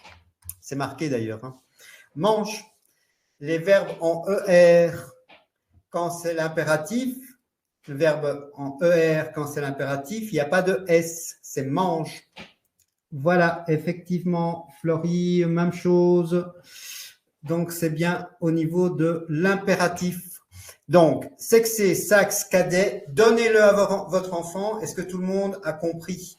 Donc, aux premières personnes, deuxième personne, troisième personne du singulier, tous les verbes, tous les temps, vous devez d'office terminer. Donc, si je termine par exemple, je vends, ok, je vends, et je termine avec un D, c'est pas possible puisque ça aurait dû être un S, un E, un X ou un AI. Ok? Donc, ça, c'est déjà une faute qui ne va pas commettre votre enfant. Parce que je vends en ayant terminé par un D, c'est pas possible. Ça doit se terminer par S, E, X, AI. OK?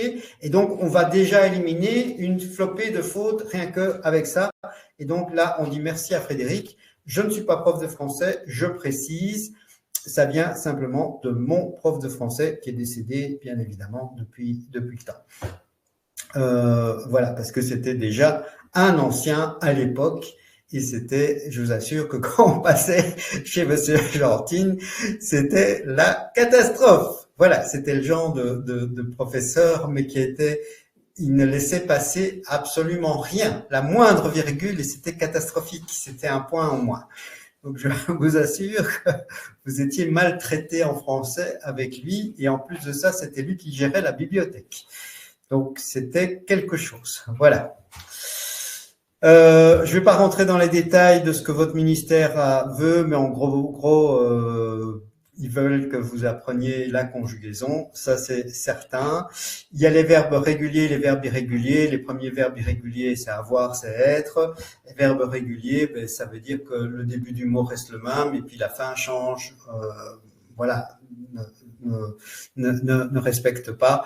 Donc tout ça, c'est des choses que votre enfant doit connaître. À votre avis, comment on fait pour qu'en conjugaison, il puisse le retenir? Ben, il n'y a pas de miracle, il va falloir faire des exercices. Il va falloir faire beaucoup d'exercices. Alors, il y a deux possibilités. Soit il recopie le Becherel encore et encore et encore et encore et encore et encore. Et ça, franchement, c'est pénible. Soit il lit le Becherel et ça marche pas. Soit ce qu'il peut faire, c'est faire des exercices sur le logiciel. Je vous ai dit, c'est un couteau suisse. Imaginons qu'il a oublié le E à mangeons. Mangeons G et puis E et puis ONS. Nous mangeons, il faut le E entre le G et le ONS. Le logiciel va le sanctionner et éventuellement, s'il a fait vraiment beaucoup de fautes, il va lui proposer de faire le même exercice. Il aura vu les bonnes réponses, et la fois suivante, il aura peut-être 80%. Mais on s'en fout qu'il a entre guillemets triché, c'est-à-dire qu'il a vu les bonnes réponses, puisque c'est bien là le but. Le but, c'est que votre enfant, il mémorise la bonne réponse.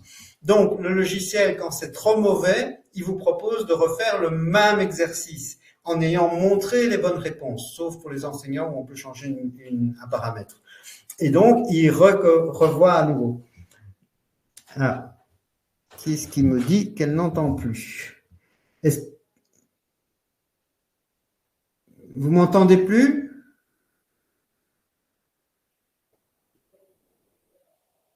Est-ce que les gens m'entendent ou pas?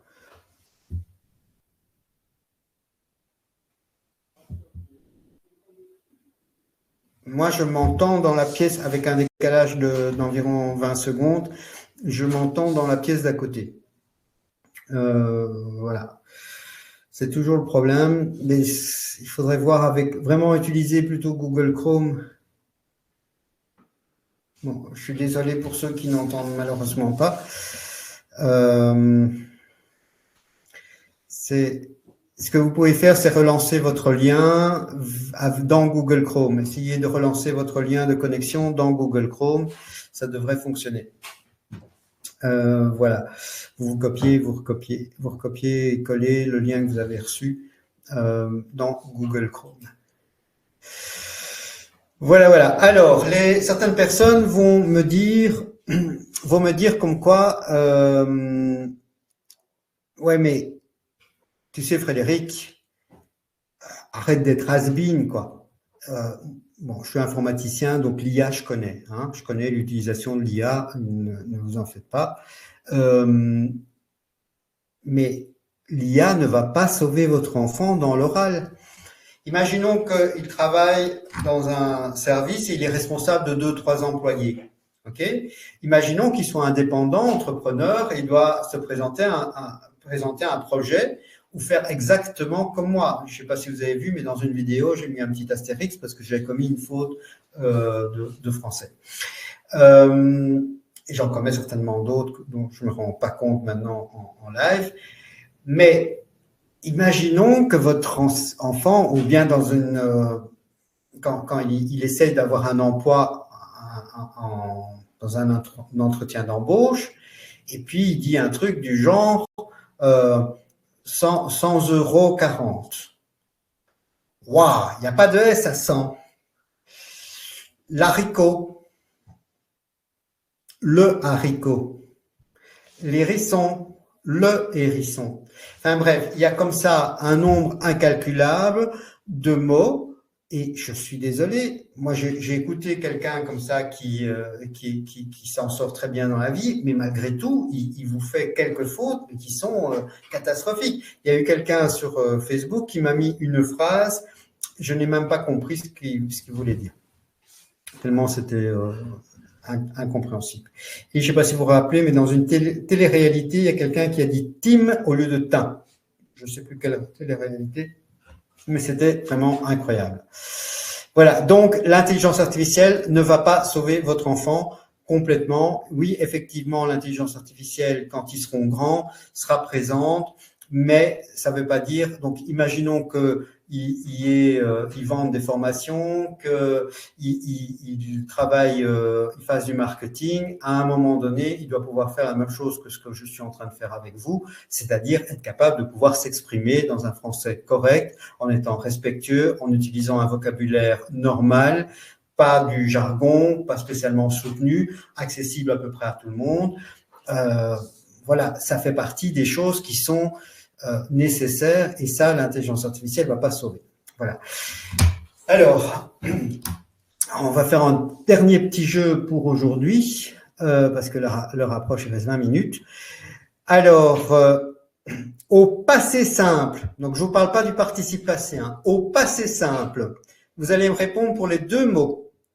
Est-ce que c'est il cousi, il cousu, il cousu, ou il mourit, il mourut, ou il mourut?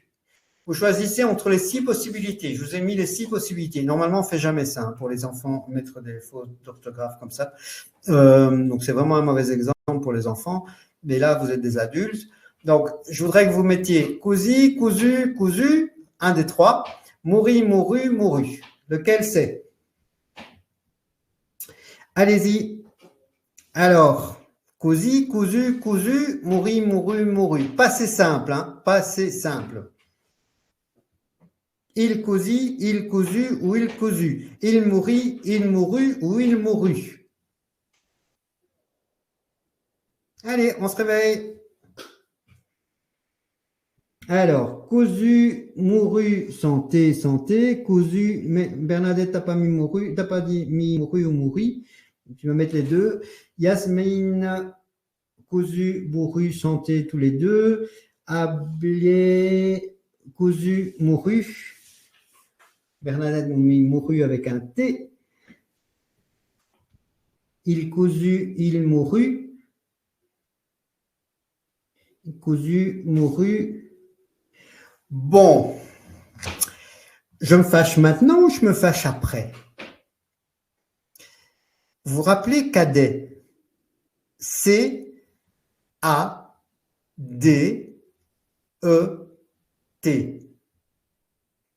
À la troisième personne du singulier, tous les verbes à tous les temps ne peuvent se terminer que par C, A, D, E, T. Donc, tous ceux qui n'ont pas mis de T, c'est déjà mort, c'est le cas de le dire, mouru. Voilà, donc d'office, c'est effectivement toujours un T, et c'est pourquoi j'ai fait cet exercice, c'est pour que vous compreniez. Il y a la théorie, je viens de vous la montrer. Je vous ai expliqué pour que ce soit le plus sympa possible. Je vous ai mis vraiment le nom du professeur, etc. J'ai essayé de vous expliquer ça de manière la plus cohérente. Je vous ai fait noter sexé, saxe, cadet. OK? Et en fait, tant qu'on ne pratique pas, et ça vous devez bien comprendre, c'est pas parce que l'enseignant en CM va réexpliquer le A avec accent, le A sans accent à votre enfant, tant qu'il n'aura pas fait d'exercice sur le AA avec accent sans accent, ça ne sert à rien. Ici, c'est parce que nous venons il cousu, human, c'est pas possible, c'est avec un T. Tu ne peux mettre cadet, C-A-D-E-T. Donc, à la troisième personne du singulier, il, hein, il, elle, on, ça ne peut se terminer que par C, A, D, E, T. Donc, c'est pas possible que ça se termine par U.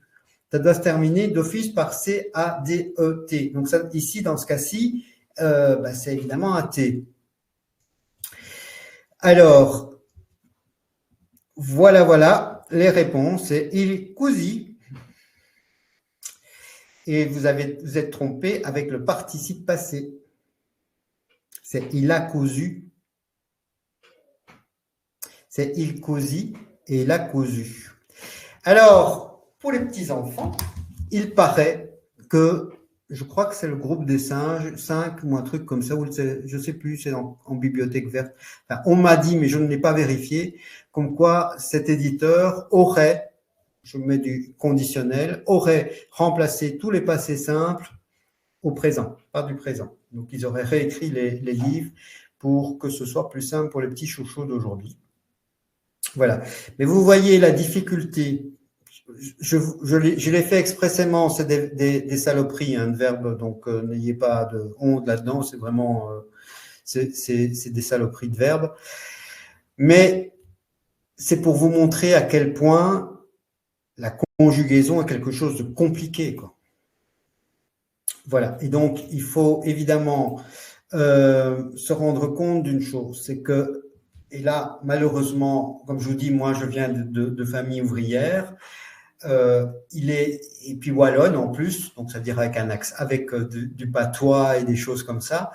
Si on ne parle pas correctement le français à la maison, c'est très compliqué d'avoir bien entendu le bon temps, la bonne orthographe, etc. Donc ça, c'est vraiment quelque chose d'important. Et c'est pour ça qu'il y a les livres, c'est pour ça qu'il faut lire, c'est pour ça qu'il faut faire des exercices. C'est vraiment quelque chose de compliqué, hein. Et malheureusement, le milieu socioculturel dont on vient, et je peux en parler parce que je suis fils d'ouvrier, fils de gardien d'immeuble, donc c'est pas et ma maman travaillait pas, enfin elle travaillait en tant que maman, hein, évidemment. Et donc, effectivement, on n'avait pas un niveau socioculturel spécialement élevé, ni un vocabulaire spécialement soutenu à la maison. Donc, effectivement, j'ai dû rattraper ça pas spécialement des livres, mais en tout cas, j'ai rattrapé ça avec quand même beaucoup de lectures et en ayant entendu et côtoyé d'autres personnes. Voilà, alors, vous allez voir comme quoi, là je suis en 3e CP, CE1, CE2, en CE2, niveau 3 CE2, 264 exercices, ça fait 2640 questions de conjugaison, 2640 questions de conjugaison. Je vous ai dit, c'est comme si vous achetiez carrément une librairie, tellement c'est un couteau suisse ce truc-là, c'est gigantesque, voilà. Voilà, j'ai juste encore 2 petites vidéos à vous montrer, à savoir ici celle de conjugaison, et je vous la lance. Alors, la conjugaison, ça sera à peu près 5 minutes, donc ça n'est pas très longue. Donc je vais au niveau de la conjugaison commencer par le niveau 2. Conjugaison indicatif, évidemment, niveau 2, j'ai le verbe être. Alors, conjugue le verbe être au présent. Donc, je suis, elle est, tu es, et je vais faire une faute ici. Nous sommes, vous êtes, elle, sont, il est, on est, ils sont, et tu es. Voilà. Donc j'ai bien une erreur. Ici, j'avais paramétré le logiciel de sorte à avoir les bonnes réponses. Donc il me donne également la bonne réponse. Toutes ces réponses sont données, sont stockées ici dans résultats globaux, conjugaison, être, pour chacun des enfants. Donc s'il y a plusieurs enfants dans la maison, vous avez la possibilité de pouvoir avoir des résultats pour chacun d'eux et l'historique des exercices qui ont été réalisés. Voilà. Donc ici, je vois que j'avais tapé DDDDD sur cet exercice-là quand j'ai enregistré précédemment. Voilà, donc je vais par exemple maintenant en niveau 5, en conjugaison, et là évidemment j'ai tous les temps possibles et imaginables. Voilà, donc je vais prendre par exemple l'infinitif. Quel est l'infinitif du verbe? Je suis allé. Quel est l'infinitif? C'est aller. Il a vu, donc c'est voir. Nous sommes, c'est partir, c'est vouloir.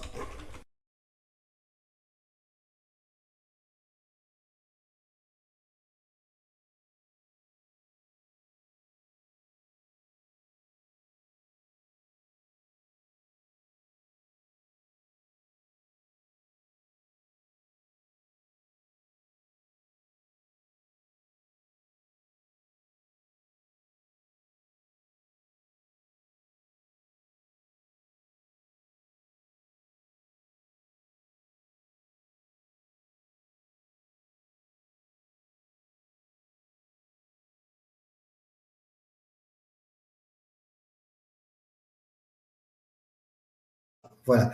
Sorry. Alors, ok.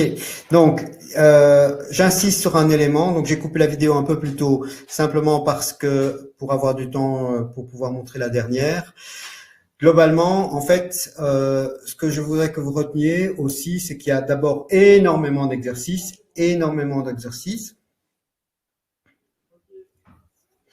Et donc, s'il y a énormément d'exercices, ça veut dire que vous allez couvrir à peu près tous les besoins, tout ce que vous voulez. Donc, un enfant qui est en CM et qui a besoin de refaire le verbe être, il n'y a aucun problème, il va le trouver. Il trouvera toujours à peu près les exercices qu'il a besoin dans le logiciel. Comme je vous ai dit, c'est comme si vous achetiez quasi une librairie. Par contre, ce que je voudrais insister vraiment là, contrairement à certains manuels scolaires, je ne vais pas les citer, vous ne recopiez pas simplement ES, E, ENT. Non, vous recopiez tout le mot. Et c'est ça la différence fondamentale. À notre époque, on fait entourer, on fait des flèches, on fait des mind mapping, on fait Dieu sait quoi, mais on n'écrit plus. Et en fait, c'est en recopiant les mots, donc on met en infinitif et on recopie l'infinitif, on le met au verbe conjugué et on recopie, quoi. Voilà. Alors, la dernière chose qui reste à voir, donc chose importante, si vous avez plusieurs enfants, les résultats sont stockés sous forme de graphique et vous avez également le pourcentage, les réponses qui sont données. Donc, vous pouvez laisser votre enfant travailler seul et à un moment donné, vous pouvez aller voir, tiens, il a 30%, pourquoi est-ce qu'il a 30%? Est-ce qu'il a tapé n'importe quoi ou est-ce qu'il a essayé de répondre et qu'il n'a pas su? Et alors, à ce moment-là, vous prévenez l'enseignant en disant, voilà, il n'a pas su faire ce type d'exercice, il y a un problème, parce que vous pourriez réexpliquer parce qu'il n'a pas compris. Et vous ne laissez pas un gouffre arriver, vous intervenez directement, soit vous réexpliquez vous parce que vous savez le faire, soit vous allez vers l'enseignant qui va faire son job d'enseigner. Voilà. Au niveau du ministère, il vous demande aussi évidemment la grammaire. Et dans la grammaire, effectivement, il y a toutes les règles de grammaire possibles et imaginables. Et ici, il y a notamment les homophones. Ma sœur dort avec notre tante sous la tente.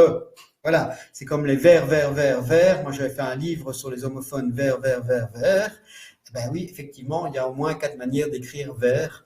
Et donc, ça fait partie aussi de la grammaire. Voilà. Vous avez les fameux c'est. Hein, ça, c'est un grand classique. Vous prenez des jeunes de 30 ans, il y en a encore beaucoup qui ne comprennent toujours pas ça. Voilà, on va vite regarder un morceau de la vidéo de grammaire et puis on va terminer là-dessus. Voilà, et donc vous allez voir que globalement, ça fonctionne à peu près de la même manière. Voilà, on va donc faire un petit peu de grammaire. C'est une première approche évidemment. Donc niveau 2, je vais par exemple dans classe et je vais prendre le nom. Choisis le genre et le nombre.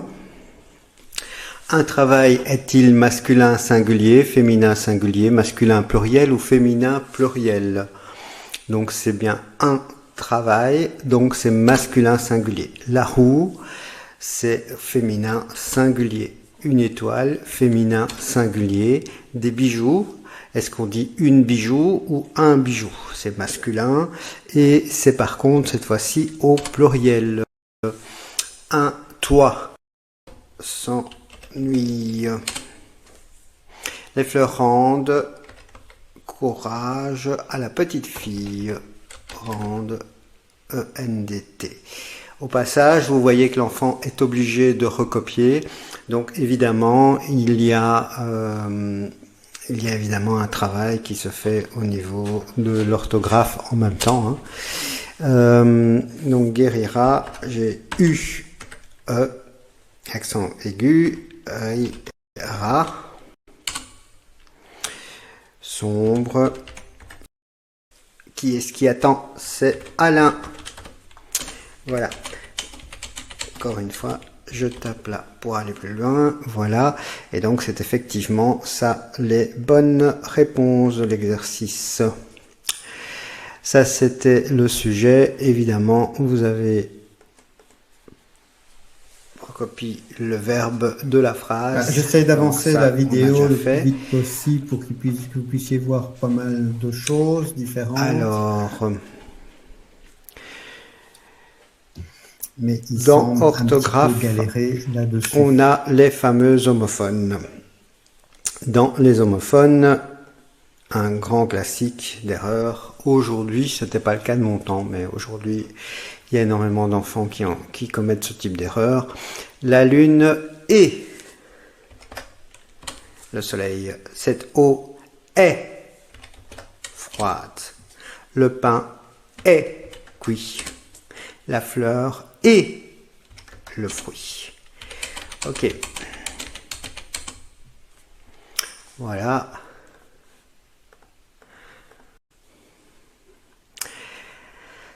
Alors, voilà. Au passage, vous regardez, je vous montre simplement quelques de 2870 questions. Donc, il y a vraiment de quoi faire. Dans la phrase, évidemment, vous avez les types et les formes de phrases. Lis attentivement, puis choisis. Voilà. La neige est blanche, rouge ou verte? Ouais, elle est blanche, hein. Voilà. Bébé boit de la bière, du lait ou du café? C'est probablement du lait, parce que l'autre c'est à boire avec modération. Je lave un livre, le journal ou la voiture, etc., etc. Au passage, voilà, 187 exercices de je vais reprendre mon type. Questions.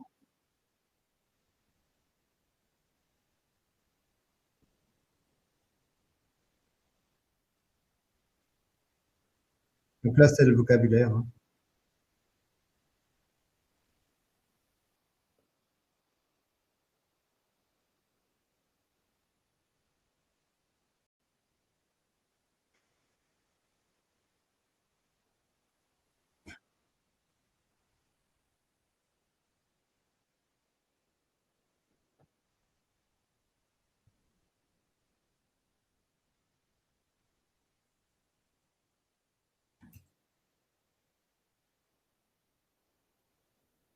Voilà, donc vous avez vu qu'il y a effectivement énormément d'exercices de tout genre et de toutes sortes. Vous avez par exemple pronominalise, Jean donne la pomme à sa sœur, il le lui donne, elle le lui donne, etc. 4 possibilités, un choix multiple. Quelqu'un qui voudrait écrire un exercice de ce type-là avec 4 possibilités, qui soit intelligent, ça lui prendrait facilement un quart d'heure, si pas une heure complète pour écrire un exercice de ce type-là. Il y a donc 60 000 questions, vous imaginez, c'est toute sa carrière, pour ainsi dire, qui est dedans. Voilà, on a, je vois qu'il y a donc pas de son au niveau des vidéos. Hein. Vous m'entendez maintenant? Oui, oui.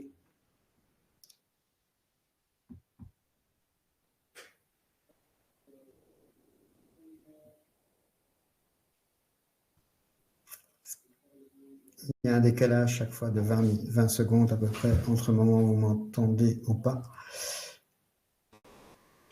Moi, je m'entends dans la pièce d'à côté, donc j'imagine que vous avez bien du son. Voilà.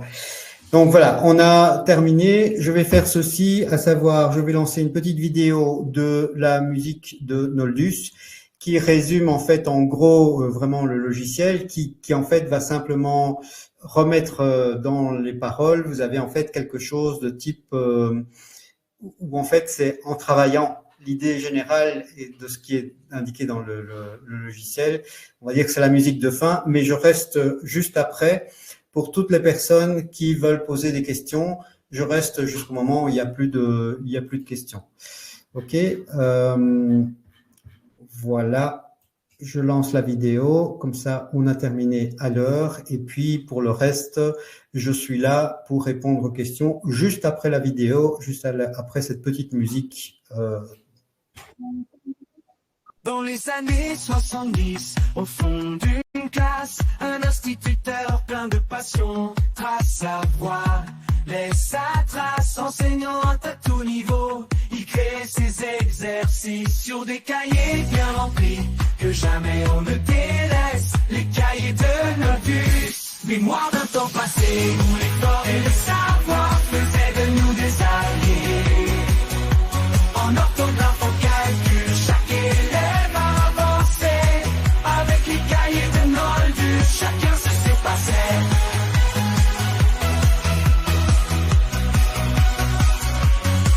Dans les années 90, son logiciel prospère. Dans les foyers francophones, il devient légendaire. Les enfants apprennent mieux, conjuguent sans hésiter. Grâce aux exercices du maître, on ne peut oublier. Les cahiers de Nodus, mémoire d'un temps passé, où l'effort et le savoir faisaient de nous des alliés. En orthographe, en calcul, chaque élève avançait. Avec les cahiers de Nodus, chacun se surpassait.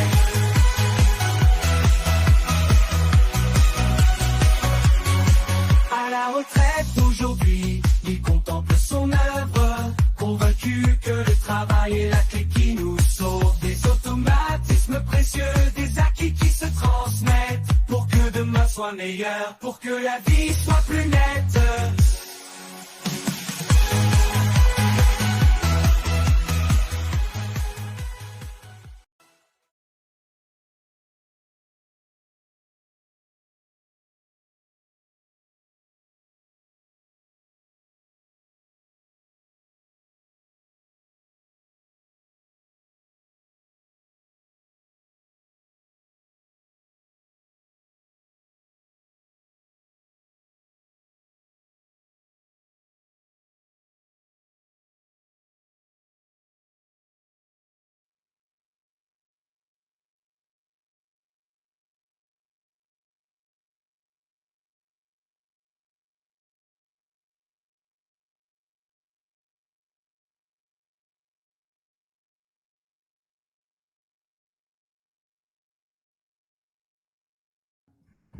Voilà, pardon, on y est. On y est, le bouton est blanc. Voilà, donc je disais, merci pour votre bienveillance, merci de votre participation. On se retrouve demain à 21h. Je vais répondre aux questions maintenant pour ceux qui voudraient voir par rapport à cette journée-ci.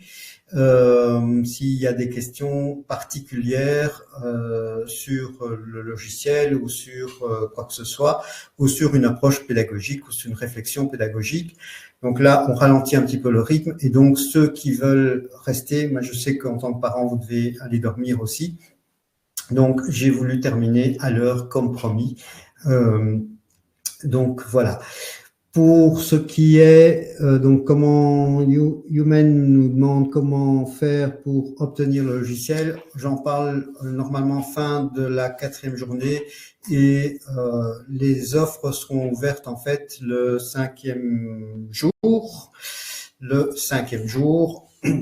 Et comme je l'avais annoncé dans la publicité, je vais l'annoncer clairement ici. Le logiciel revient à 1 euro par jour. Quand vous achetez une bouteille de Coca, un Pepsi, un Lipton ou n'importe quoi, ça vous coûte 2 euros. Donc, c'est la moitié d'un Pepsi ou la moitié d'un Coca. Donc, c'est vraiment pas très cher. C'est la moitié d'un café ou c'est 10 minutes dans un parc-mètre. Donc, c'est vraiment pas cher du tout en soi. Mais je sais que pour certaines personnes, et donc, il y a des possibilités de paiement en plusieurs fois et compagnie.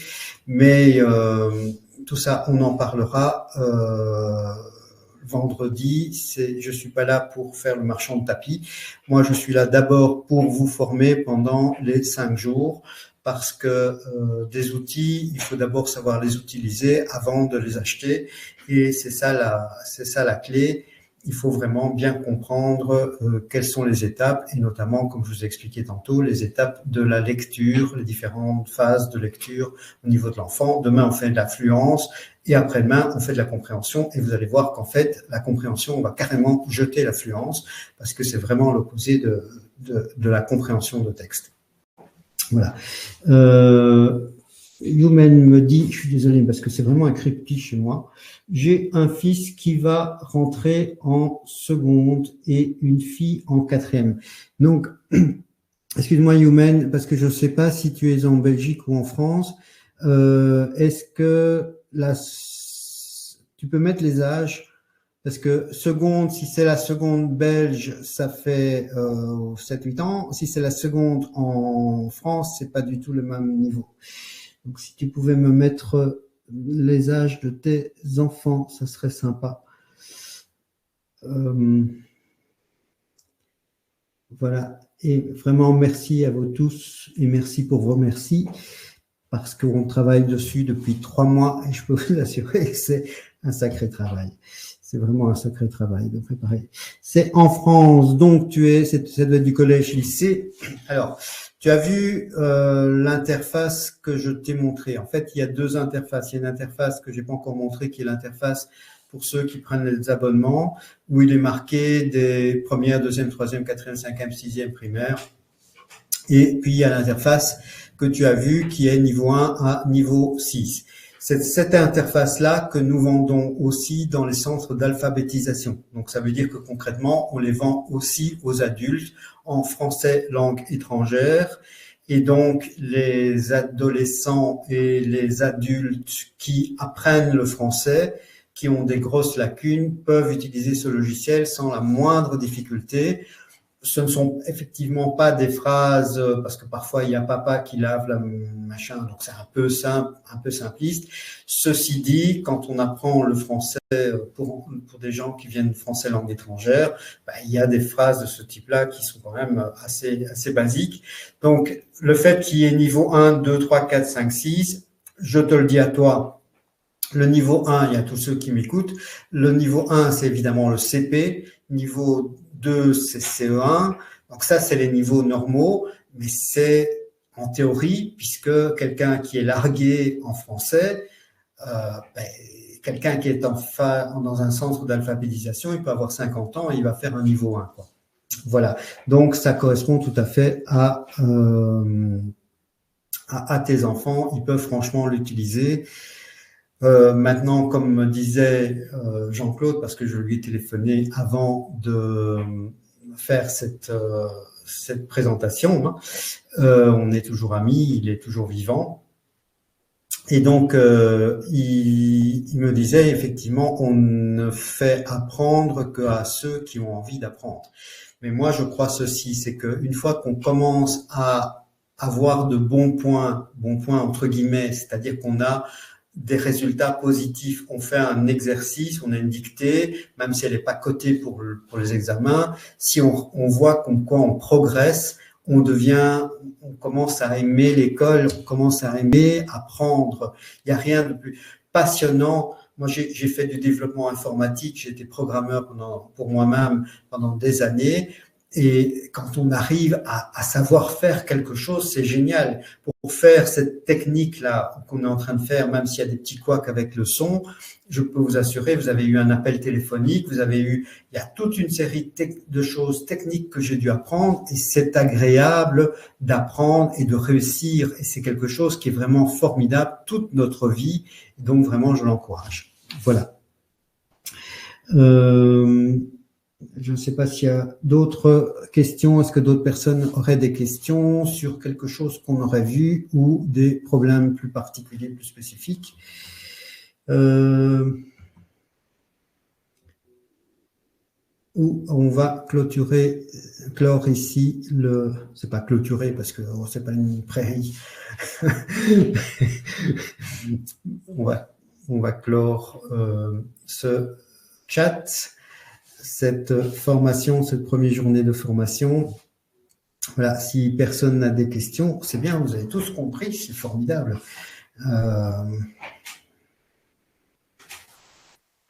Voilà, j'attends encore 2 petites minutes.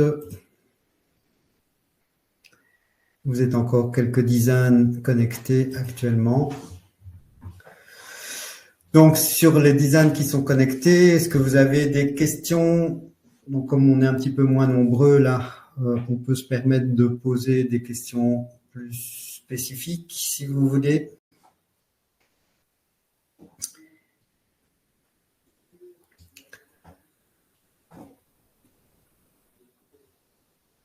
Merci, bonne soirée. Merci à toi aussi, Diana. Merci à tous ceux qui nous ont dit bonne soirée également.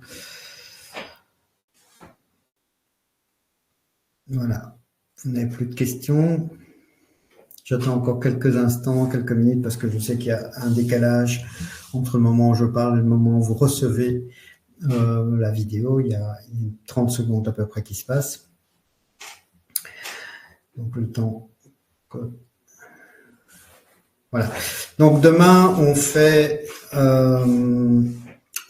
la partie fluence. On va aller beaucoup plus en détail dans certains des ouvrages. C'est pas pour vendre absolument les ouvrages, mais c'est pour vous montrer en fait comment on peut utiliser ce type d'outils et comment ils interviennent dans l'apprentissage de la fluidité. Maintenant, il n'y a pas de miracle. Je vais être très clair. La clé, vous l'avez. L'enfant passe du décryptage à la mémoire visuelle. Et pour avoir cette mémoire visuelle, il faut lire. Il faut lire, il faut lire et il faut lire. Et c'est pour ça que, enfin, le 5e jour, on va vous proposer aussi, pour ceux qui veulent aller plus loin, des packs complets de lecture, des grandes quantités de livres, avec un gros avantage, c'est que les livres, ça se revend. Et que donc, l'un dans l'autre, ça peut avoir... Et par contre, là, il y aura un super gros cadeau. Mais vraiment un truc de dingue. Et voilà, on a déjà un peu laissé filtrer dans les publicités, mais on n'a pas vraiment dit. Voilà. Bon, je vais clore la session d'aujourd'hui. On se retrouve tous ensemble et en pleine forme demain à 21h. Je vous embrasse et comme on dit, je vous aime tous. À bientôt. Et n'oubliez pas, soyez heureux et passez une bonne nuit, bonne journée. Voilà. Merci à tous pour votre bienveillance et merci à vous tous. Au revoir. À demain, 21h.